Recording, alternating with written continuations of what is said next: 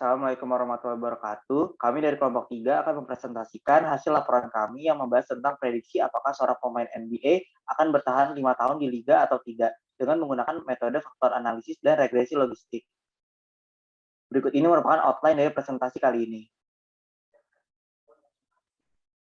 Berikut latar belakang dari permasalahan yang kami angkat. NBA merupakan liga basket utama di dunia yang memiliki persaingan antar pemain yang sangat ketat.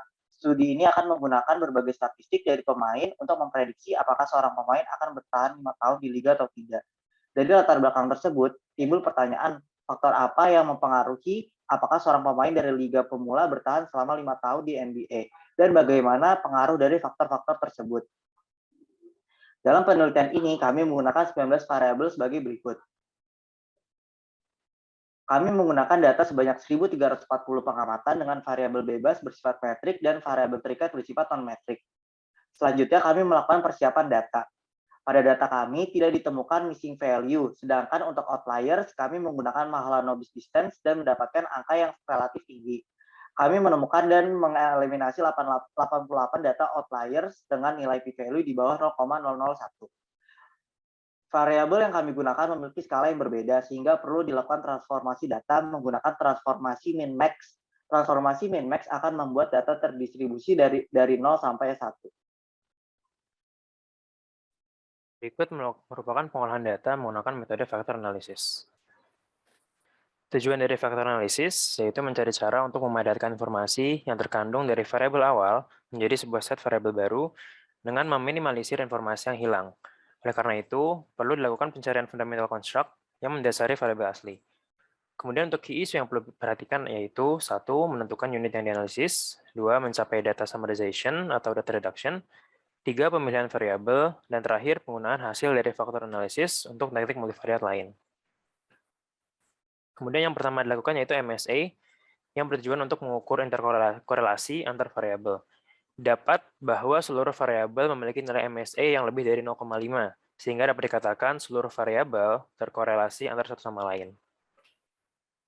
Lalu kemudian dilakukan analisis variabel correlation, yang menunjukkan bahwa terdapat korelasi antar variabel, sehingga memungkinkan untuk mengelompokkan variabel dan analisis dapat dilanjutkan.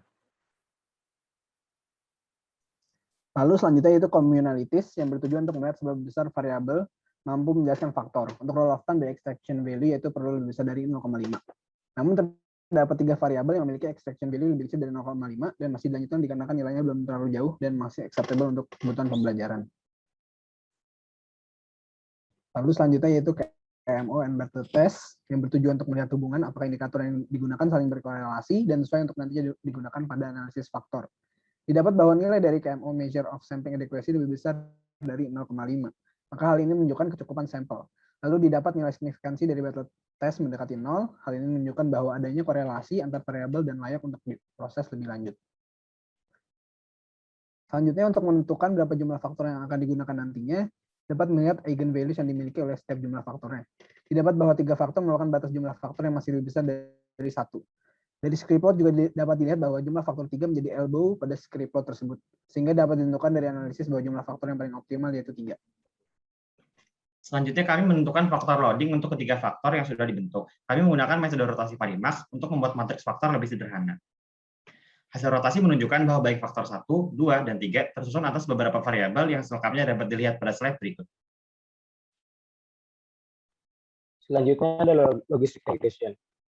Untuk logistic regression sendiri ada beberapa asumsi yang harus dipenuhi. Yang pertama adalah multicollinearity. Multicollinearity ini bertujuan untuk menentukan ada tidaknya hubungan antara variabel independen. Untuk menentukan hubungan tersebut, kita dapat menggunakan parameter VIF atau variance inflation factor. Dari tabel di atas didapatkan bahwa nilai menunjukkan angka sebesar 1, yang berarti tidak ada multicollinearity. Next. Asumsi yang kedua adalah linearity. Linearity bertujuan untuk mengetahui ada tidaknya hubungan antar variabel dependent dan variabel independen. Lalu kami menggunakan the box virtual test dan mendapatkan bahwa sigma value sebesar 0,05 yang menunjukkan adanya linearity pada model tersebut. Selanjutnya asumsi ketiga di mana regresi linear-biner ini memerlukan variabel dependent yang bersifat biner. Lalu yang kedua, observasinya itu harus bersifat independen dan tidak ada data mengulang. Dan yang terakhir adalah sampelnya cukup besar. Mengacu pada asumsi yang kelima tentang sample size yang besar, berdasarkan teori Hosmer dan Lemshaw, direkomendasikan bahwa data itu di atas 400, dan data kami dapatkan 1.252 sampel. Lalu validasi dilakukan untuk menguji kembali model yang telah dibuat, sehingga dapat dibuktikan kebenarannya. Metode yang paling umum digunakan adalah membagi sampel menjadi sampel holdout dan sampel analisis. Berikut adalah pembagiannya. Selanjutnya, langkah 0 pada metode forward stepwise mengestimasi model yang hanya memiliki nilai konstan. Artinya tidak ada variabel bebas yang dimasukkan ke dalam model. Selanjutnya, sigma menunjukkan bahwa model signifikan dan dapat diinterpretasikan. Sementara logit coefficient menunjukkan bahwa konstan memiliki hubungan positif dengan variabel dependent. Lalu selanjutnya, sigma variabel not in the equation menunjukkan ada 2 dari 3 faktor yang signifikan yang akan dimasukkan ke dalam model. Selanjutnya adalah melihat signifikansi model berdasarkan jumlah faktor. Berdasarkan pengolahan data menggunakan stepwise model estimation dengan forward conditional di SPSS, didapatkan bahwa model paling signifikan adalah dengan 2 faktor. Next. Selanjutnya adalah mengukur kecocokan model secara keseluruhan. Cara pertama adalah dengan pengukuran statistik melalui tes Hosmer and Lemshaw. Pada langkah pertama, nilai signifikansi yang didapatkan masih berada di bawah 0,05, yang menunjukkan bahwa masih terdapat perbedaan yang signifikan antara nilai aktual dengan nilai expected pada model. Pada langkah kedua, nilai signifikansi yang didapatkan adalah 0,5, yang mana lebih besar dari 0,05, sehingga dapat disimpulkan untuk model ini, model dengan 2 faktor cocok dan dapat diterima. Next. Langkah selanjutnya adalah melihat perubahan minus log likelihood. Berdasarkan hasil pengolahan data, pada langkah pertama model didapatkan penurunan nilai dari initial value sebesar 1004,6 menjadi 928,8. Kemudian pada langkah kedua, nilai tersebut kembali turun menjadi 882,2, yang menunjukkan bahwa model semakin baik. Langkah selanjutnya adalah melihat nilai pseudo R-square, yaitu Cox and Snell serta Nagelkerk R-square, di mana berdasarkan hasil pengolahan data, didapatkan bahwa kedua nilai R-square yang didapatkan, baik pada langkah 1 variabel maupun 2 variabel, menunjukkan bahwa model tidak secara praktik berpengaruh signifikan.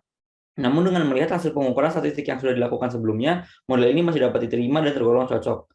Langkah terakhir adalah melihat keakurasian klasifikasi, di mana pada langkah pertama dengan 1 variabel, nilai overall hit ratio yang didapatkan adalah 68,4%, yang mana sudah melebihi dari batas proporsional yang ditentukan. Pada langkah kedua dengan 2 variabel, nilai overall hit ratio mengalami kenaikan menjadi 69,5%, sehingga secara keseluruhan, nilai overall hit ratio tersebut menunjukkan bahwa model tersebut dapat diterima dari segi keakurasian klasifikasi. Next. Langkah selanjutnya adalah melihat signifikansi tiap koefisien secara statistik. Dari hasil pengolahan data, didapatkan persamaan pada model logistik kali ini adalah seperti pada slide. Kemudian hal pertama yang kami lihat dari analisis ini adalah arah hubungan. Dapat dilihat bahwa nilai logit dan odds pada faktor 1 dan 2 bernilai positif. Hal ini menunjukkan bahwa kedua faktor tersebut berbanding lurus dengan nilai dependen dari model ini. Setelah melihat arah hubungan, dengan mengacu pada nilai odds, kita dapat melihat bahwa pada faktor 1, kenaikan nilai sebesar 1 poin akan meningkatkan kemungkinan variabel dependen bernilai 1 sebesar 219,2%. Sedangkan untuk faktor 2, kenaikan nilai sebesar 1 poin akan meningkatkan kemungkinan variabel dependen bernilai 1 sebesar 185,1%. Kemudian hal terakhir yang dapat kita lihat adalah signifikansi kontribusi tiap koefisien terhadap model itu sendiri. Dengan melihat nilai signifikan, kita dapat menyimpulkan bahwa kedua koefisien tersebut secara signifikan berpengaruh pada model. Kemudian kami menguji sampel tahan dengan model register logistik tadi untuk melihat akurasinya. Hasilnya, akurasi model pada sampel tahan adalah 63,2%. Nilai tersebut nantinya akan dibandingkan dengan pembanding standar, yaitu proportional change dan maximum change criterion untuk menguji validitas model. Slide berikut menunjukkan nilai kedua pembanding standar untuk sampel analisis dan sampel tahan. Hasil perhitungan menunjukkan bahwa nilai akurasi model untuk kedua sampel lebih baik dari kedua pembanding standar yang sudah ditentukan sebelumnya. Oleh karena itu, model regresi logistik dapat dianggap valid. Hasil analisis menunjukkan ada 2 faktor yang berpengaruh secara signifikan, yaitu keterampilan dasar dan kemampuan memenangkan bola. Adapun variabel-variabel imbusan faktor-faktor tersebut dapat dilihat pada slide berikut. Seperti yang sudah diperlihatkan sebelumnya, semua faktor loading dan koefisien bernilai positif. Ini menunjukkan hubungan antara semua faktor di samping dengan nilai logit yang berbanding lurus. Artinya, semakin besar skor seorang pemain untuk variabel pada faktor 1 dan 2, maka peluang pemain tersebut untuk bertahan setidaknya 5 tahun di liga akan menjadi lebih besar secara signifikan. Selanjutnya kesimpulan dari analisis ini adalah yang pertama, faktor yang mempengaruhi variabel independen adalah faktor 1 dan faktor 2. Nomor 2, peningkatan 1 poin pada faktor 1 dan 2 akan meningkatkan probabilitas tingkat variabel dependen masing-masing sebesar 68,7% dan 64,9%. Dan yang ketiga, model valid pada kondisi tertentu dengan akurasi klasifikasi sebesar 69,50% dan 63,20%. Yang terakhir, persamaan regresi logistik linear model ini adalah sebagai berikut pada slide. Sekian dari kelompok kami, kurang lebih mohon maaf. Wassalamualaikum warahmatullahi wabarakatuh.